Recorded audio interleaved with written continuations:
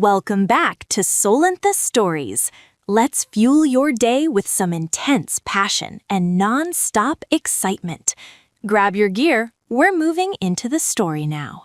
My husband's mother sneered. "You'll never be as good as Anna, your husband's ex-lover." I stood up and said, "Then tell her to pay all your bills. I'm done funding your lifestyle." My husband's mom froze. "What money? We never got a single dollar from you." That's when I realized something was very wrong. My mother-in-law Barbara sneered at me over her birthday cake, that familiar look of disgust twisting her face. "You'll never be as good as Anna, Dennis's ex-lover." She had class. She had beauty. She understood what Dennis needed. I stood up from the dinner table, my hands surprisingly steady. "Then tell Anna to pay all your bills. I'm done funding your lifestyle." Barbara's sneer froze, replaced by confusion. "What money? We never got a single dollar from you." That's when I realized something was very, very wrong. Before we continue unraveling this financial betrayal, thank you for being here. If you believe family should mean honesty, not deception, please consider subscribing. It's free and helps these important stories reach others. Now let's see what was really happening with my money. But let me back up 18 months, to when I still believed in the fairy tale of marrying into a difficult family that would eventually accept me. My mornings at Hartford Financial started at 7 sharp. I'd arrive before the security guard finished his coffee, taking the elevator to the 14th floor where my corner office overlooked downtown. The view was everything I'd worked for: glass towers reflecting the sunrise, the city waking up beneath me. I analyzed portfolios worth more than most people would see in 10 lifetimes, tracking derivatives and catching discrepancies that saved our clients millions. Sarah, my assistant, would bring green tea in the Tiffany mug Dennis bought me for our anniversary. "The Henderson account has some interesting movement," she'd say, and I'd dive into spreadsheets that told stories of money flowing through channels it shouldn't. I could spot financial fraud from 1,000 yards away in someone else's life. The irony still burns. Dennis would text me around 10, usually something sweet about lunch plans or reminding me about dinner with his parents. He worked as a freelance consultant. Business strategies, workflow optimization, the kind of vague descriptions that sounded impressive but generated unpredictable income. Some months he'd land a big client and take me to celebrate at expensive restaurants. Other months I'd quietly cover our mortgage, his car payment, and the credit cards without mentioning it. We'd been married 3 years, together for 5. He was charming in that way that made you feel like the only person in the room, with dark eyes that crinkled when he laughed and hands that always found mine in crowds. I loved how he'd dance with me in our kitchen while dinner cooked, how he'd leave notes in my lunch bag, how he made me feel chosen. Every Saturday we'd make the drive to Queens to visit his parents. 40 minutes of holding hands while listening to whatever podcast he was obsessed with that week. But the moment we pulled into their building's parking lot, something would shift. His hand would slip from mine, his shoulders would tense, and by the time we climbed the 3 flights to their rent-controlled apartment, he'd transformed into someone else's son. Robert, his father, would answer the door with genuine warmth.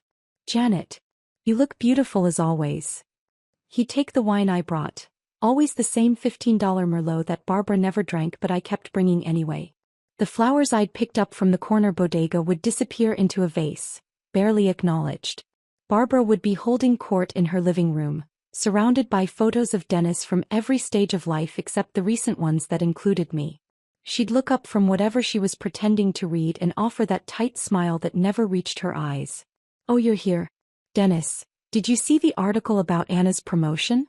She's doing so well at the nonprofit. Remember how she used to organize those charity galas?" And there it would begin, the Anna show. Anna's new job helping underprivileged youth. Anna's volunteer work at the animal shelter. Anna's magical ability to make Barbara's arthritis pain disappear just by entering the room. The woman had been gone for 4 years, but her ghost sat at every dinner table, hung in the air of every conversation. "Anna made the most amazing lasagna," Barbara would sigh over my carefully prepared casserole. "She had this special ingredient. Love, I think." Dennis would shift uncomfortably, maybe squeeze my knee under the table but never speak up. Never say, "Mom, Janet's right here." Never mention that Anna had cheated on him with his former best friend, which is why they'd broken up. That detail had been conveniently erased from family history. The financial situation came up gradually, then all at once. First, it was comments about fixed incomes not keeping up with inflation. Then, specific mentions of medical costs. Barbara's arthritis required injections that Medicare only partially covered. Robert's heart medication cost $300 a month after insurance. Their rent had gone up twice in 2 years, and Robert had started working part-time at a hardware store at 70 to make ends meet. One Thursday evening, I was deep in quarterly reports when Dennis appeared in my home office. He had that look, the one that meant he needed something but didn't want to ask. He sat on the edge of my desk playing with my stapler. Mom called today. Dad's been skipping his medication to make it last longer. I looked up from my screen. That's dangerous. He needs those pills. I know. Dennis ran his hand through his hair, a gesture I'd learned meant anxiety. They're drowning, Janet. Mom's too proud to ask for help, especially from you, but they need it. How much? Maybe $2,000 a month? Just temporarily until they figure something out. I studied his face, saw real worry there. These were his parents, and despite Barbara's coldness toward me, Robert had always been kind. We can do that. There's one thing, Dennis said, not meeting my eyes. Mom doesn't understand online banking, gets confused by all the technology. And Dad's pride, he can't handle taking money from his son's wife. If I could receive it and pass it along, tell them it's from my consulting work picking up. It made sense at the time. Barbara was 71, always complaining about computers and smartphones. Robert was old-school Italian, the kind of man who still insisted on paying for dinner even when he could barely afford it. So I agreed, setting up automatic transfers from our joint account to Dennis's personal one, each carefully labeled in my spreadsheet.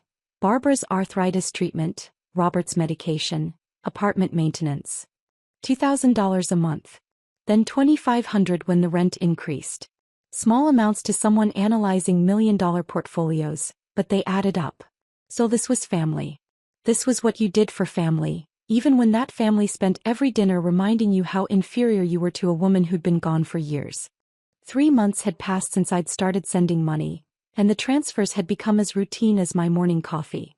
That March evening, we sat around Barbara's dining table eating pot roast that was somehow both dry and swimming in grease. The apartment smelled of overcooked vegetables and the lavender air freshener Barbara used to mask the mustiness of old carpet. I had to skip my injection again this week, Barbara announced, cutting into her meat with dramatic precision. These treatments are just so expensive. Sometimes I wonder if the pain is worth bankrupting us. My fork stopped halfway to my mouth. The previous Tuesday, $2,400 had left my account, specifically marked for her arthritis treatment. I turned to Dennis, but he was already redirecting the conversation with practiced ease. Kyle got a new motorcycle, he said, gesturing toward his younger brother. Show Janet the pictures. Kyle pulled out his phone, eager to display the chrome and black Harley he'd somehow acquired despite being unemployed for 6 months. Got a great deal from a friend who needed quick cash, he explained, scrolling through photos of himself posing with the bike in various locations around Queens. Barbara didn't seem to register the oddity of her broke son buying a motorcycle while she supposedly couldn't afford medical care. She just smiled at Kyle with the warmth she never directed at me, reaching over to pat his hand. You deserve nice things, sweetheart. You've been through so much. The next few weeks brought more peculiarities. Dennis's laptop, which had always been casually open on our kitchen counter, suddenly required a password. New client contracts, he explained when I asked. They're paranoid about confidentiality. Tech startup stuff, you know how it is. I didn't know how it was, actually. His consulting work had always been vague, but now it became actively secretive. Phone calls that used to happen at the kitchen table moved to the garage. Better reception out there, he claimed, though we'd never had signal problems in our house before. The bank statements that used to pile up on our entry table started disappearing. I'd see the mail carrier deliver them, but by evening they'd vanished. When I asked, Dennis would pat my shoulder with that reassuring touch he'd perfected. I'm organizing everything for taxes. Found this new system online. You focus on your big accounts at work. I'll handle our little household stuff. Our little household stuff that included thousands of dollars flowing out monthly. Late at night, I'd wake to find his side of the bed empty. Through the crack under his office door, I could see the blue glow of his computer screen and hear the rapid clicking of keys. When I'd pad barefoot down the hallway, the typing would stop. By the time I opened the door, he'd be scrolling through sports scores or reading news articles, looking up with that easy smile. Couldn't sleep. Didn't want to wake you with my tossing and turning. One Sunday in April, Robert scared us all. We were finishing Barbara's dry pound cake when he stood to clear plates and swayed dangerously. His face had gone gray, sweat beading on his forehead despite the cool apartment. Dennis jumped up to steady him, guiding him to the couch while Barbara fluttered around, suddenly playing the concerned wife. "I'm fine," Robert insisted, though his hands trembled as he accepted a glass of water. "Just tired. Pulled a double at the store yesterday." "Why are you working so much?"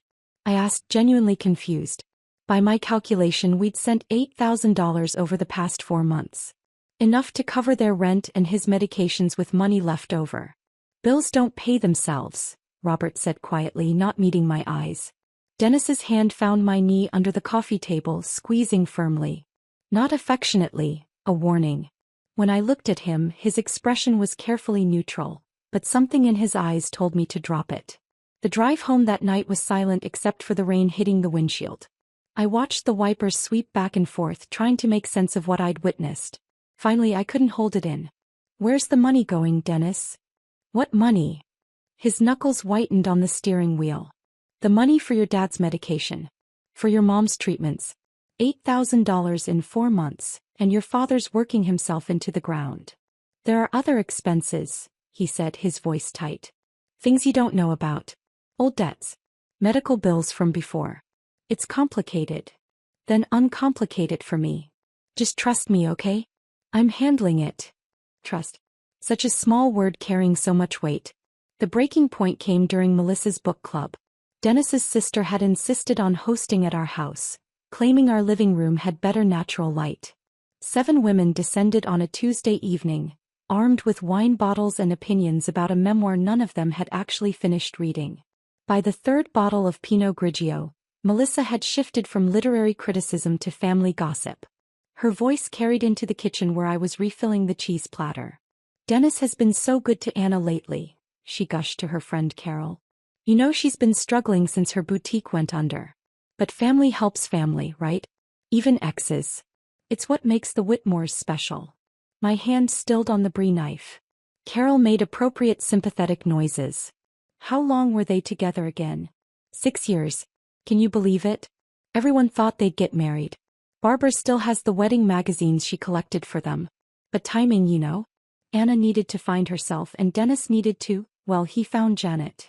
The way she said my name like I was a consolation prize Dennis had settled for. I walked back into the living room carrying the cheese plate, my face carefully arranged in hostess neutrality. "Anna's having a hard time?" I asked casually, setting the plate on the coffee table. Melissa's eyes widened, suddenly realizing I'd been listening. The wine had made her careless. "Oh, just normal stuff. Starting over is hard." Dennis mentioned. I heard somewhere that she's doing better now." Dennis mentioned? "No. Maybe. I don't really remember where I heard it." She was backpedaling frantically now, shooting looks at the other women for help. "Probably Facebook. You know how news travels." That night, I lay in bed listening to Dennis breathe beside me. His sleep was peaceful, untroubled. His arm draped over my waist the way it had every night for 3 years. The same arm that held me during scary movies, that pulled me close in crowded places, that made me feel safe and chosen. But Melissa's words echoed in my mind. Family helps family, even exes. Dennis has been so good to Anna. I thought about the password on his laptop. The calls in the garage. The vanishing bank statements. Kyle's motorcycle. Robert's exhaustion. Barbara's skipped treatments despite my payments specifically marked for them. The numbers started arranging themselves in my head the way they did when I analyzed portfolios at work.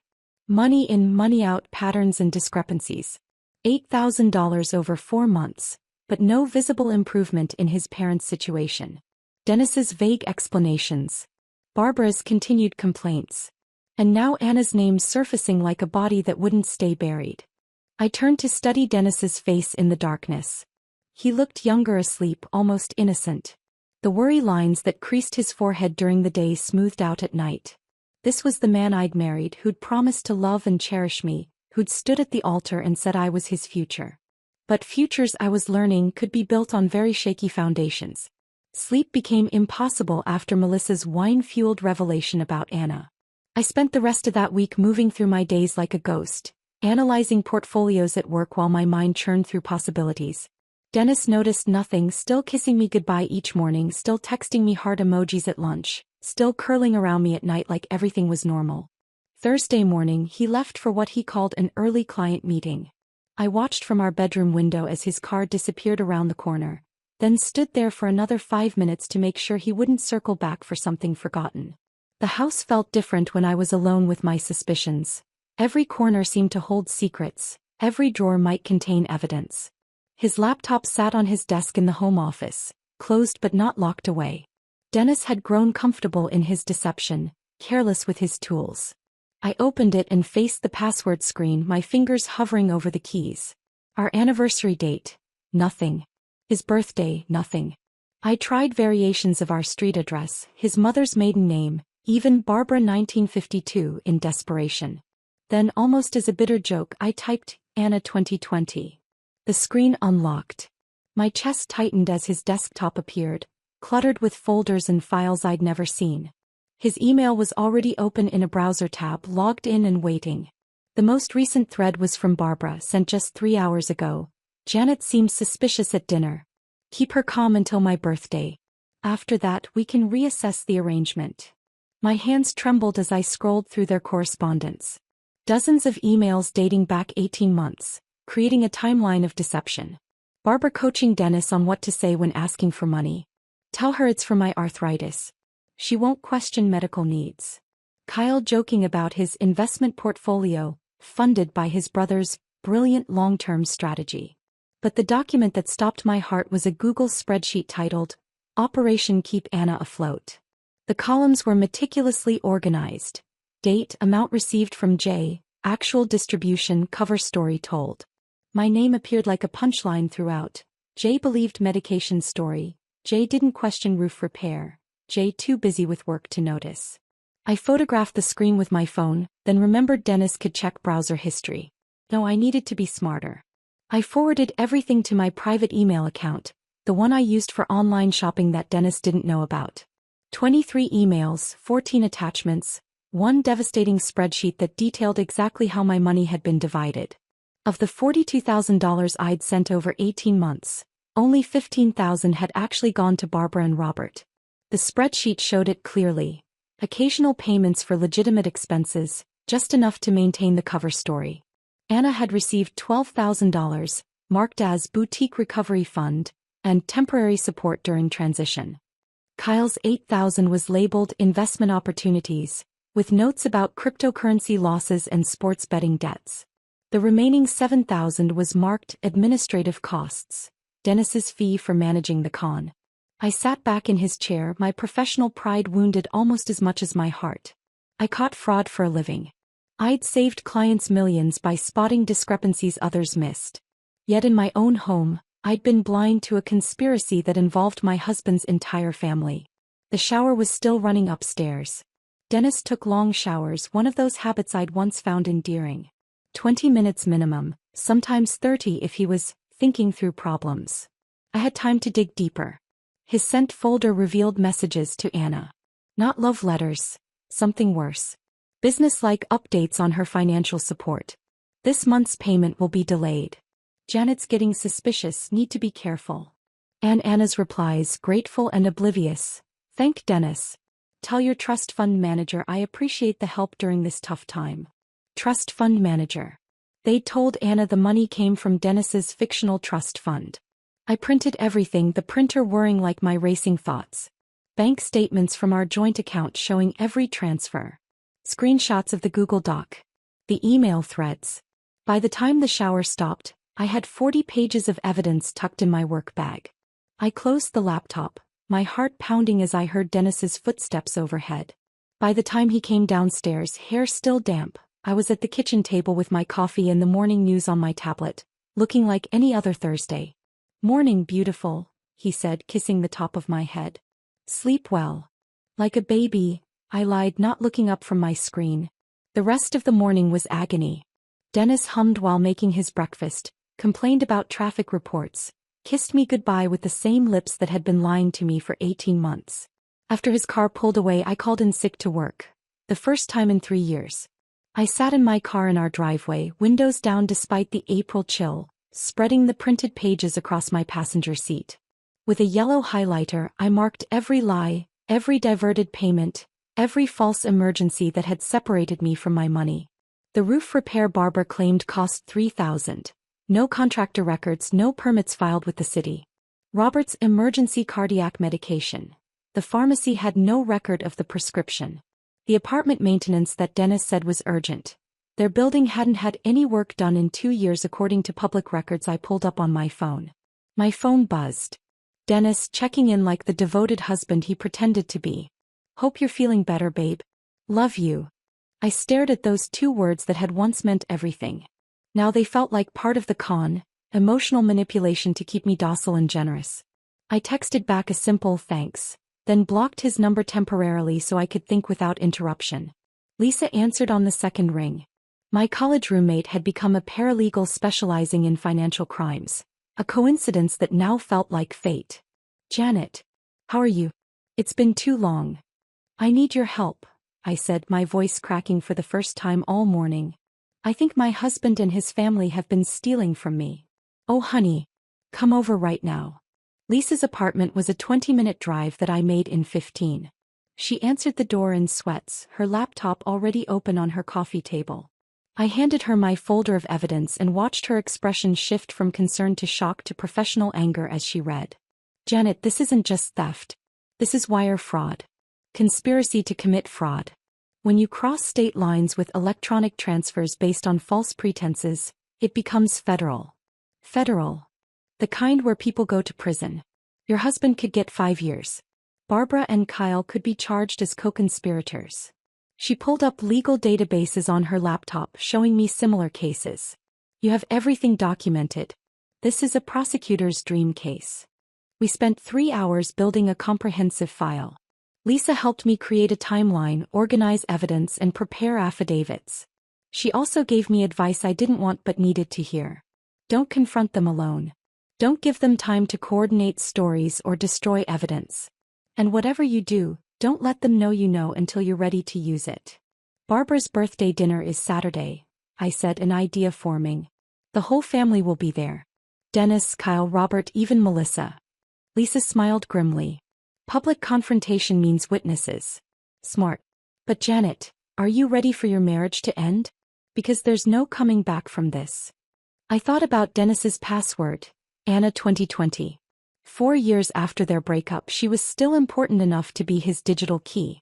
I was the woman who paid the bills, but Anna was the one encoded in his memory. My marriage ended 18 months ago, I said. I just didn't know it yet. Friday passed in a blur of forced normalcy. I went to work, analyzed portfolios, attended meetings, all while my evidence folder sat locked in my desk drawer like a loaded weapon. Dennis texted throughout the day, casual check-ins that now felt like surveillance. How's your day going? Want Thai food tonight? Mom's excited about tomorrow. Each message another manipulation, another performance in our theatrical marriage. That evening, he found me in the bathroom applying mascara for our traditional pre-birthday dinner date night. His arms wrapped around my waist from behind, his chin resting on my shoulder as we looked at our reflection. You look beautiful, he murmured against my neck. Mom doesn't deserve you at her party. The irony of that statement made me bite my tongue until I tasted copper. Saturday arrived gray and drizzling, the kind of April day that couldn't decide if it wanted to be winter or spring. I dressed carefully, professional but not threatening, the navy dress Dennis always said made my eyes look incredible. If this was going to be my last performance as the dutiful daughter-in-law, I'd look the part. The drive to Queens felt longer than usual. Dennis filled the silence with chatter about his fictional client meetings, upcoming projects that would finally stabilize his income. His hand found mine at a red light, squeezing gently. Thank you for being so patient with my family. I know Mom can be difficult. 3 years of difficult, I said quietly. It'll get better. She just needs time. Time. As if 18 months and $42,000 hadn't been enough. Barbara's apartment building loomed gray against the darker sky. We climbed the 3 flights slowly, Dennis carrying wine and flowers while I carried my purse, heavier than usual with my phone fully charged and recording app ready. The stairwell smelled of cabbage and old carpet, someone's television blaring through thin walls. Dennis knocked rather than using his key, our arrival choreographed like everything else. Barbara opened the door wearing her best dress, the purple one she saved for church and special occasions. Her face lit up seeing Dennis, then dimmed slightly registering me behind him. "There's my birthday boy." She pulled Dennis into a hug that lasted uncomfortably long, then turned to me with that practiced smile. "Janet, you came. Wouldn't miss it, Barbara." The apartment had been transformed. Her good china was out, the table extended with the leaf she only used for holidays. Streamers hung from the ceiling, and the smell of pot roast competed with her aggressive lavender air freshener. This wasn't just a birthday dinner.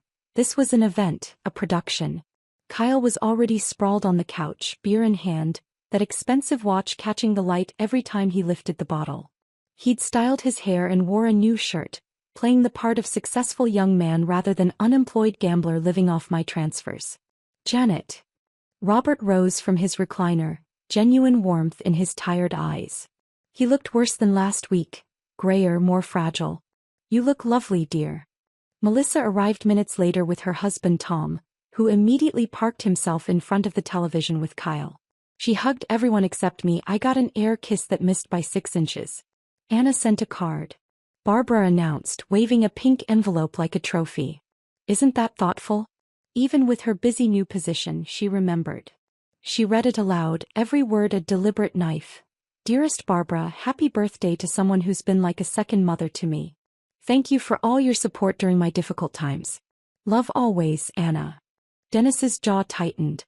He knew this was too much even for Barbara. But he said nothing, just opened wine bottles while I arranged appetizers nobody would eat. Dinner was Barbara's greatest performance yet. Story after story about Anna's accomplishments, each one presented directly to me like evidence in a trial. Anna's promotion at the nonprofit. Anna's volunteer work with disadvantaged youth. Anna's natural ability to make everyone feel special, unlike some people who just throw money at problems. That last comment made Dennis flinch, but still he stayed silent. The cake came out, grocery store yellow cake with too sweet frosting declaring, "Happy 72nd Barbara," in purple script. We sang while Barbara basked in attention, her eyes locked on mine during the entire song like a predator watching prey. After she blew out the candles, after the obligatory applause died down, Barbara set down her cake server and turned to face me fully. The room felt suddenly smaller, everyone leaning in slightly like they'd been waiting for this moment. "You know, Janet," she began, her voice carrying that false sweetness that preceded every insult. "I've been thinking a lot lately about compatibility. About how some people just fit, while others never quite manage it." Dennis grabbed my hand under the table. Not in support, in warning. Barbara continued, each word carefully chosen. Anna understood Dennis in a way that was special. They had this connection, this natural rhythm. She knew what he needed without being told. She made him better just by existing. "Mom," Dennis said quietly, but she raised her hand to silence him. "I'm just being honest. Janet deserves honesty, doesn't she?" Barbara's smile was razor sharp. "You try, dear, we can all see you try. But you'll never be as good as Anna. You'll never measure up to what she and Dennis had. Some things just can't be forced." The room held its breath. Kyle smirked behind his beer. Melissa studied her cake with fake intensity. Tom kept watching football. Robert stared into his coffee like it held escape routes. And Dennis sat there, my hand in his, and said absolutely nothing. That's when I heard my own voice, steady and clear. "Then tell Anna to pay all your bills. I'm done funding your lifestyle." The words landed like grenades in the silent room. Barbara's triumphant smile froze, then crumbled into confusion. What money? We never got a single dollar from you." The lie was so brazen, so absolute, that for a second I wondered if we were all living in different realities. But then I saw Dennis go pale, saw Kyle's smirk die, saw Melissa's eyes widen with panic. I pulled out my phone with deliberate calm, opening my banking app with steady fingers. "Should we review the transfers, Barbara? Or would you prefer to maintain this fiction that you've never received money from me?" "I don't know what you're talking about," Barbara stammered. but her voice had lost its edge. January 2023, I began, my voice carrying the same professional tone I used presenting to clients. $2,400 for Barbara's arthritis treatment. February 2023, $2,300 for apartment repairs. March 2023, $2,500 for Robert's medication. Each month fell into the silence like stones into water. April, May, June. The numbers adding up while faces around the table transformed. Barbara's confusion shifted to something else, something like fear. Kyle set down his beer with a shaking hand. Melissa pressed herself back in her chair as if trying to disappear. July 2023, $3,000 for emergency roof repair. August, September, October, should I continue? 18 months of transfers, Barbara. $42,000 total, all carefully documented, all sent to Dennis for your supposed medical expenses. Robert's coffee cup rattled against the saucer as he set it down. His voice, when it came, was barely above a whisper but carried the weight of mountains. Dennis, did you give us Janet's money? The question hung in the air between father and son like a blade waiting to drop. Dennis's mouth opened and closed, searching for words that might soften what was coming. His face had gone the color of old paper, and his hand released mine to grip the edge of the table. It's complicated, he finally managed, the words barely audible. Uncomplicate it, I said, my voice steady as granite. Dennis looked around the table like he was searching for allies, but found only waiting faces. Even Barbara seemed to hold her breath, though whether from fear or anticipation I couldn't tell.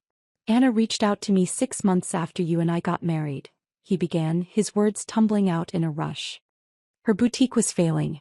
She'd invested everything, her savings, loans from friends, maxed out credit cards. She was going to lose her apartment. So you gave her my money, I stated, not asking. It wasn't supposed to be like this. Dennis's voice cracked, revealing the boy beneath the man. Mom said she thought, we all believed Anna just needed time to get back on her feet. That she and I were meant to be together and you were. I was what, Dennis? He couldn't meet my eyes. Convenient. Stable. Someone who could help during the transition. Transition. There it was, the word that reduced our entire marriage to a temporary arrangement. A bridge between Dennis's past and his supposedly inevitable future with Anna. You knew, I turned to Barbara, whose face had transformed into something I'd never seen before. Not the sneering superiority I was used to, but something harder, more calculating. You orchestrated this whole thing.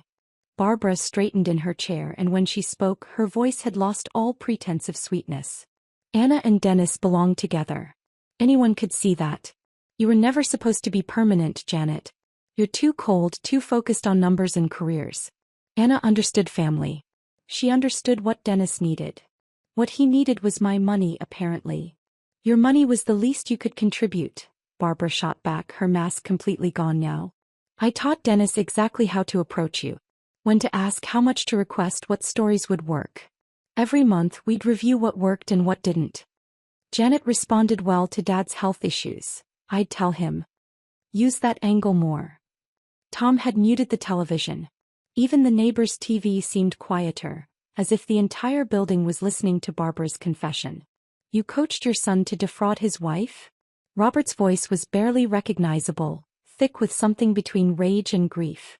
I coached him to secure his future, Barbara corrected, lifting her chin with astounding pride. Anna is his soulmate. Janet was just a stepping stone. A well-paid stepping stone who could fund Anna's recovery and their eventual reunion. Mom, stop, Dennis pleaded, but Barbara was beyond stopping. 3 years we've been planning this. 3 years of enduring your presence at my table, pretending you belonged here. Every dinner, every holiday, watching you sit in the chair that should have been Anna's. But we knew it was temporary. Once Anna was stable, once her business debts were paid, Dennis could divorce you and be with the woman he actually loves. Each word was a calculated blow, delivered with the precision of someone who'd been rehearsing this speech in her mind for months. The strange thing was, instead of feeling destroyed, I felt oddly liberated. The mask was off. The pretense was over. This was the real Barbara, the real family I'd married into. Robert's chair scraped against the floor as he stood, his whole body shaking. You let me work double shifts. You let me skip my heart medication. You watched me nearly collapse from exhaustion, All while you were stealing from Janet to give to that woman. We weren't stealing, Dennis protested weakly. It's marital assets. Community property. I had a right. To lie. To commit fraud. To document false expenses. I pulled out my phone again, scrolling to the Google Doc I'd screenshot. Should I read from your own records, Dennis? March 15th. Told Jay the roof was leaking, actually for Anna's rent. April 2nd. Dad's medication story worked perfectly. Jay didn't question the amount. Kyle, who'd been silent until now, suddenly knocked over his beer bottle trying to stand. The liquid spread across Barbara's good tablecloth, but nobody moved to clean it. This is insane, he muttered, his eyes darting toward the door. I thought the money was from Dennis's consulting. Mom said he was doing really well. Doing well. I laughed, but there was no humor in it. Your brother hasn't had a legitimate client in 8 months. That watch you're wearing? That motorcycle? Paid for with money I sent for your father's heart medication. Kyle's hand went automatically to the watch, a Rolex that gleamed under the dining room light. Mom said Dennis gave me an investment opportunity. Cryptocurrency. I was going to pay it back when it went up. $8,000, Kyle. You took $8,000 that was supposed to keep your father healthy. I didn't know. Kyle's voice pitched high with panic. Mom handled everything. She said it was family money that we all deserved a share. A share of what? Robert's voice boomed, making everyone jump. I'd never heard him raise his voice before. A share of theft? A share of fraud? My own family conspiring behind my back while I worked myself into the ground. You were never supposed to work those extra shifts, Barbara said, her tone shifting to irritation as if Robert was ruining her carefully laid plans. If you just accepted that we needed help. Help? This isn't help. This is theft. Grand larceny. Wire fraud.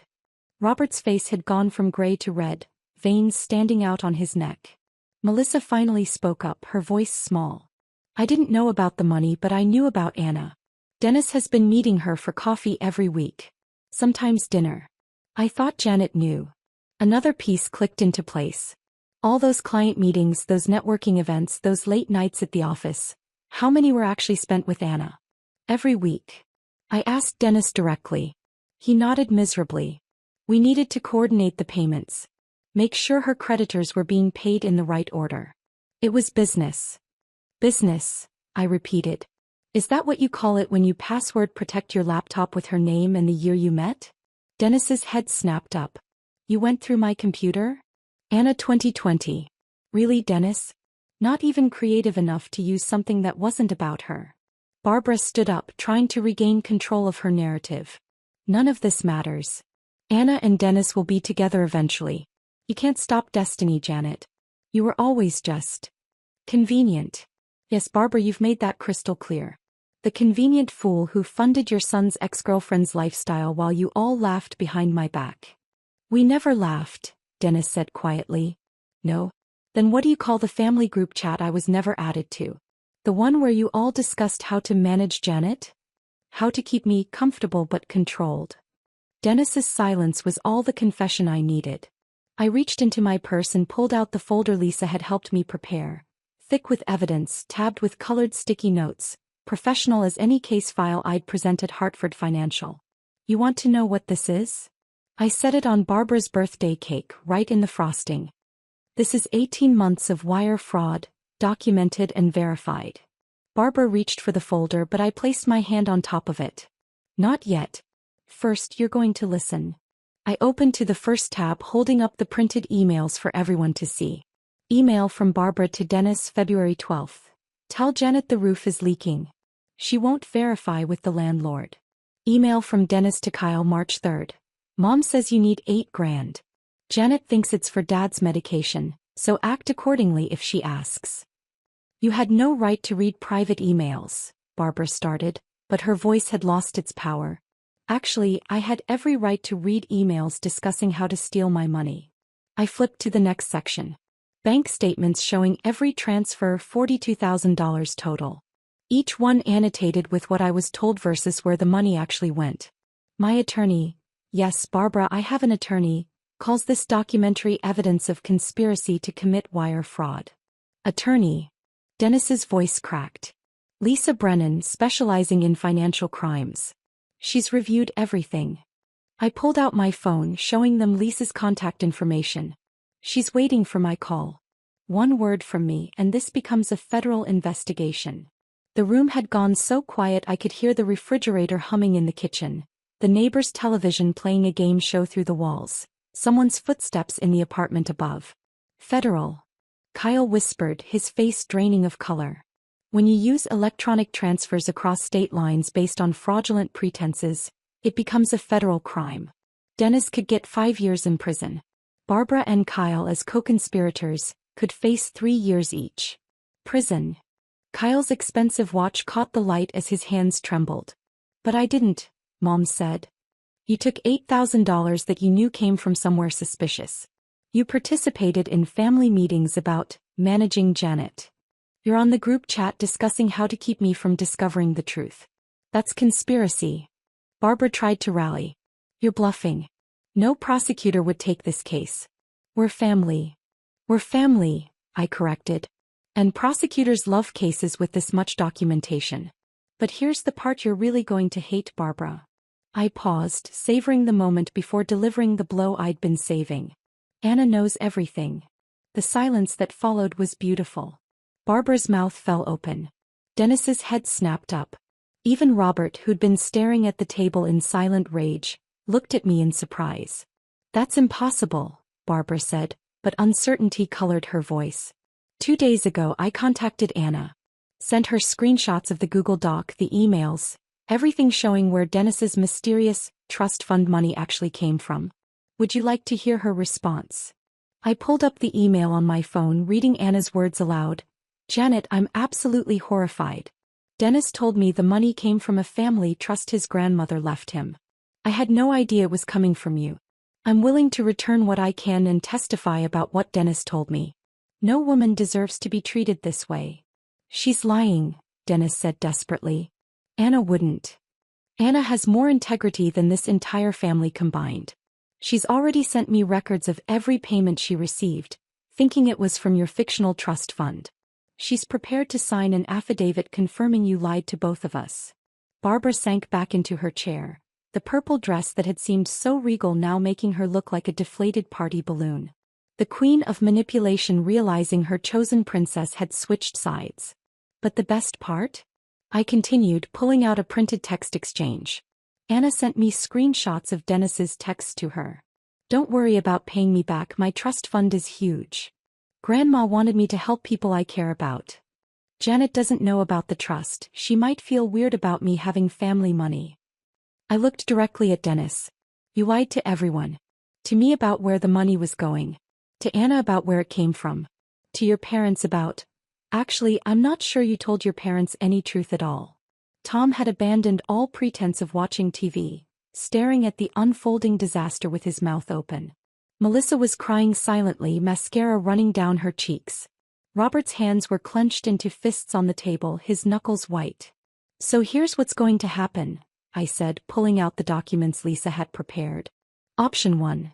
Dennis signs this post-nuptial agreement acknowledging the $42,000 debt. Barbara and Robert sign these affidavits confirming they never received the money I sent for their expenses. Kyle documents every cent he took and agrees to a repayment plan. Everyone cooperates and this stays a civil matter. Option 2. Barbara asked, though she clearly didn't want to know. Option 2 is I call Lisa right now. She contacts the FBI tomorrow morning.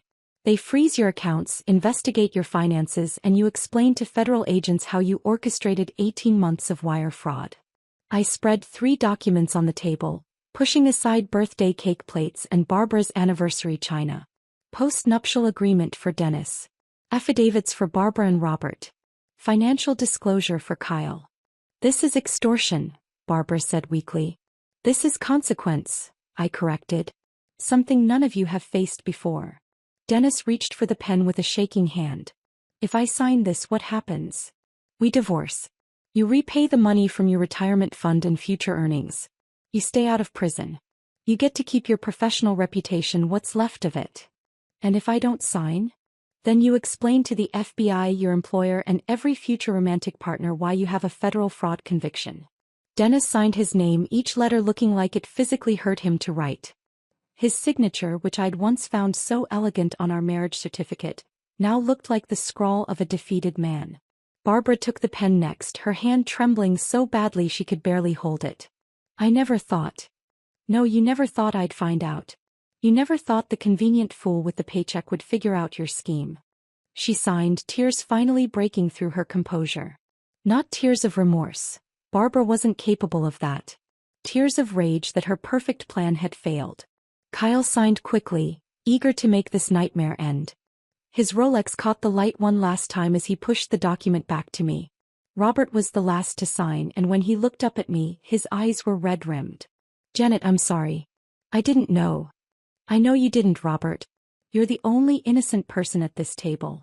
I gathered the signed documents, placing them carefully back in my folder. The evidence of their conspiracy now joined by their written confessions. I stood, picking up my purse, feeling lighter than I had in 18 months. Wait, Barbara said, trying one last manipulation. Family doesn't do this to family. I turned at the doorway, looking back at the wreckage of Barbara's birthday dinner. The cake with evidence folders crushing its frosting. The signed confessions among the china. The family that had conspired against me now turning on each other with accusations and blame. Family doesn't steal from family either, I said. Happy birthday, Barbara. I walked down those 3 flights of stairs and out into the April drizzle, leaving behind the wreckage of Barbara's birthday dinner. My phone started buzzing before I even reached my car. Dennis calling, texting, the family group chat I'd never been part of, suddenly desperate to include me. I turned the phone off completely and sat in my car, rain pattering against the windshield, feeling something between exhaustion and exhilaration. The drive home was surreal.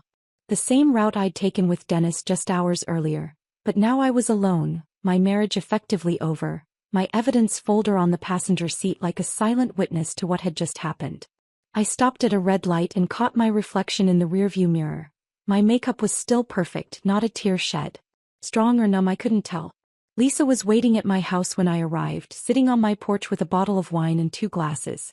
I figured you'd need this, she said, standing to hug me. How did it go? They all signed.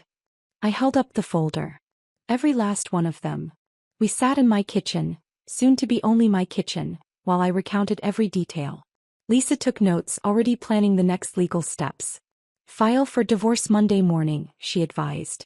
Strike while they're still scared. Dennis showed up at midnight, using his key one last time. I was still awake, expecting this. He found me in the living room with Lisa, who'd stayed for protection and witness purposes. Janet, please, we need to talk, he begged, his face puffy from crying. Talk to my attorney, Lisa said coolly. And leave your tea on the table. This is my house too. Not after Monday, I said. You signed a post-nuptial agreement acknowledging debt and fraud. No judge will let you stay here. He stood there in our doorway, my doorway, looking like a stranger. Had he always been this small, this pathetic? Or had I just been too in love to see it? I loved you, he said quietly. You loved my paycheck, I corrected. There's a difference. Monday morning, Lisa filed the divorce papers while I went to work. Sarah, my assistant, took one look at my face and brought me extra strong tea without asking questions. By noon, the news had somehow spread through the office. Not the details, just that I was divorcing Dennis. My boss, Margaret, called me into her office. I heard about your situation, she said carefully. Do you need time off? No, I need to work. I need normal. He studied me for a moment. There's a senior partner position opening next month. I wasn't going to mention it yet, but given everything, maybe focusing on your career would be good for you. Dennis was served at his parents' apartment that afternoon. He called me 17 times before I blocked his number. Then Barbara started calling from her landline, leaving voicemails that progressed from pleading to threatening to sobbing. I saved them all. More evidence just in case. By Thursday, Dennis had liquidated his retirement fund. $30,000 appeared in my account with a memo, partial payment per agreement. The remaining $12,000 would come in monthly installments of $500, though I doubted I'd ever see all of it. Kyle texted me that weekend, lost my job because of you. You never had a job, I replied, then blocked him too. The real surprise came 3 weeks later. Anna called, her voice tentative. Janet? I know this is weird, but I was wondering if we could meet. I have some things to tell you.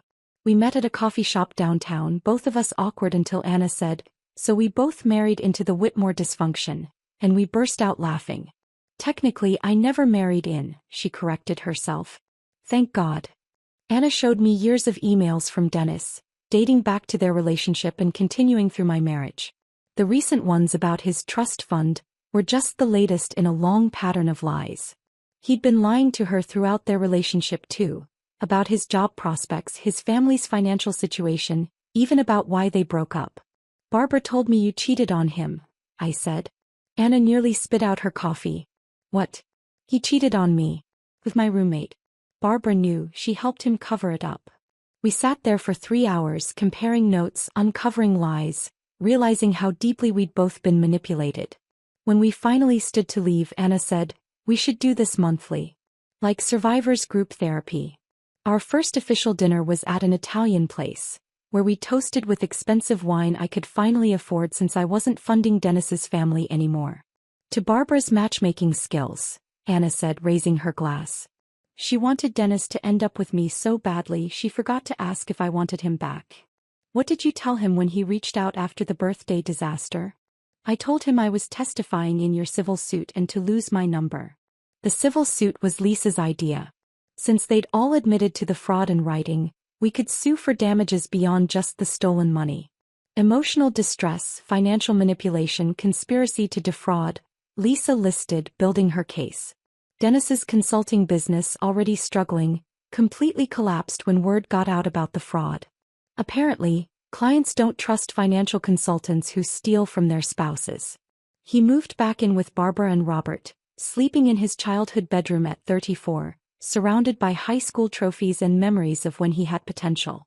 Barbara, according to Melissa, who still texted me occasionally, had become unbearable to live with. Without my money cushioning their lifestyle, she had to face the reality of their situation. A fixed income that barely covered rent, no savings, and a son who couldn't support himself, let alone them. Robert was the only one who showed genuine remorse. 2 months after the birthday disaster, he sent me a letter. Handwritten, formal, the way his generation communicated important things. "Dear Janet," it read. "I've spent weeks trying to find the right words.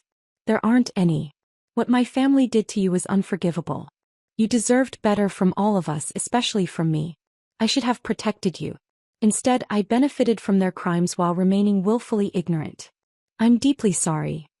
I helped Robert apply for Medicare assistance programs, sending him information about prescription coverage he qualified for but didn't know existed.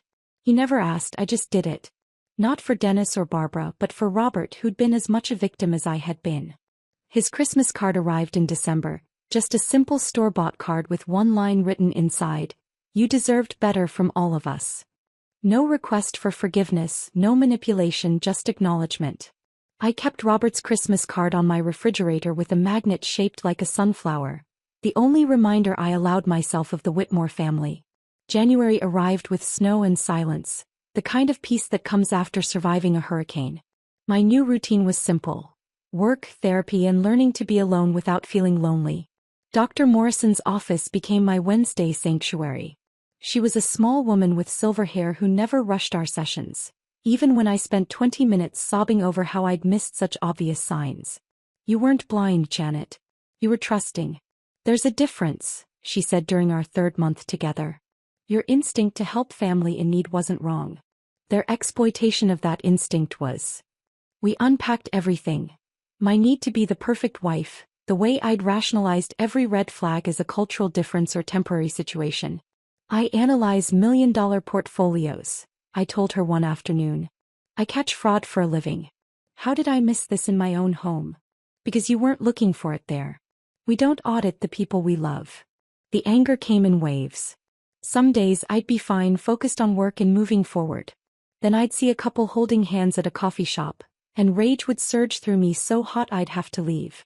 The humiliation was worse, knowing that for 18 months, an entire family had been laughing at my expense, calling me convenient, planning my replacement while spending my money. "The grief is real too," Dr. Morrison reminded me. "You lost the family you thought you had, the marriage you believed in, the future you'd planned. Let yourself mourn. February brought news through the grapevine. Melissa still texted occasionally, unable to resist sharing family drama. Barbara's arthritis had flared severely. Without consistent treatment, she could barely open jars, struggled with stairs. The bitter part of me felt vindicated. The human part remembered that I would have gladly paid for her medication if they'd just been honest. Kyle had found work at an Amazon warehouse, night shifts that paid $15 an hour. He'd sold the motorcycle, pawned the watch, moved into a studio apartment that Melissa described as depressing. His restitution payments arrived monthly, $200 that probably meant he was living on ramen and hope. Dennis tried dating, according to Melissa. 3 first dates that never led to second ones. He doesn't understand why women ghost him after they Google him, she wrote. Mom keeps telling him it's their loss. The wire fraud documentation I'd filed with the divorce had become public record. Any woman with basic internet skills could find it within minutes. Dennis Whitmore, financial consultant who defrauded his wife. Not exactly dating profile material. March marked 6 months since the birthday confrontation. Anna and I had our regular dinner at a Thai restaurant, our friendship evolving from shared trauma to genuine connection. She'd started dating someone new, a teacher who knew her whole story and didn't care. He actually thanked Dennis, she laughed. Said if Dennis hadn't been such a disaster, we'd never have met. That night, Anna suggested something that changed everything. We should help other women. How many are out there right now funding their husbands' secrets, thinking they're crazy for being suspicious? We started small.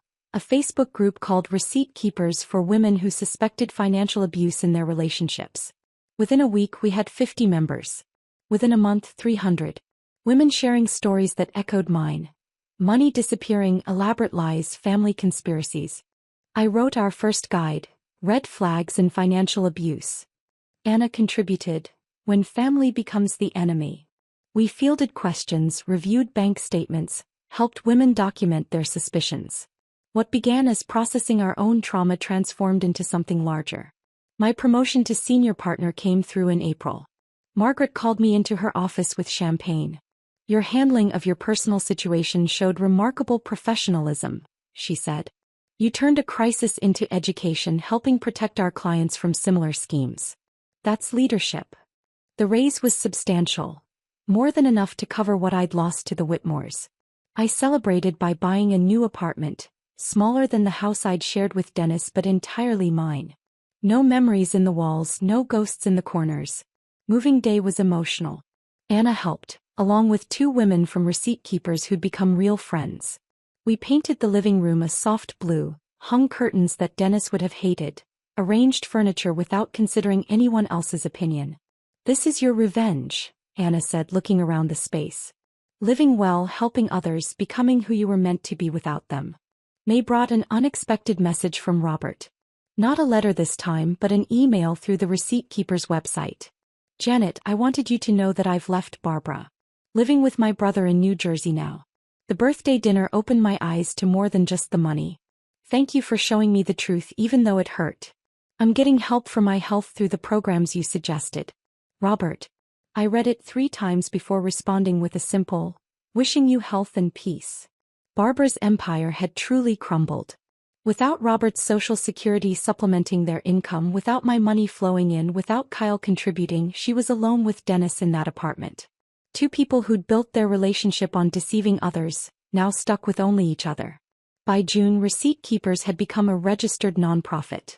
We held our first in-person workshop at the community center, teaching women how to track finances, document suspicious activity, and protect themselves legally. 30 women attended. 3 were actively planning exits from abusive financial situations. You saved my life, one woman told me after showing me spreadsheets she'd created based on our template. I thought I was paranoid. You showed me I was right. Standing in my apartment that evening, windows open to summer air, I thought about revenge. It wasn't the dramatic confrontation at Barbara's birthday, though that had felt satisfying. It wasn't the legal documents or the recovered money. It wasn't even watching their lives fall apart without my financial support. Real revenge was this: transforming pain into purpose. Building a life they couldn't touch. Helping other women avoid my mistakes. Creating a chosen family of survivors who understood that documentation beats gaslighting every time. Barbara had been so wrong about one thing in particular. She'd said I was too cold, too focused on numbers and careers. But those very qualities, the analytical mind, the attention to detail, the insistence on documentation, had saved me. And now they were saving others. My phone buzzed with a receipt keeper's notification.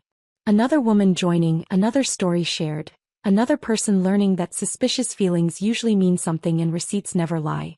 I thought about Dennis, probably sitting in that apartment listening to Barbara complain about her arthritis. About Kyle heading to another warehouse shift. About the family that had united to deceive me, now fractured beyond repair. Then I closed the notification and made dinner in my kitchen in my apartment in my new life. Barbara was right about one thing. I'd never be as good as Anna. I was better. I was free.